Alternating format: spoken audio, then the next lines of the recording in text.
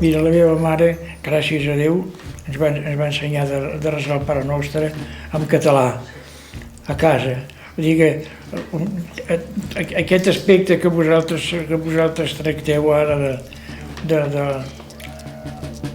del catalanisme i de la independència del país, escolta, jo això ho porto sense fer-ne gaires, ho porto arrelat en el cor, perquè la meva infància va transcórrer durant la dictadura d'en Primo de Rivera, que no podíem parlar català. A l'escola tot era en castellà, ni parlar-ne del català. I allò era una vergonya, home.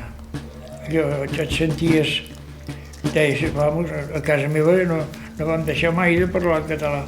La meva mare estava subscrita en Patufet, que era el setmanari clàssic d'aquella època. O sigui que ja ens criava dins aquest esperit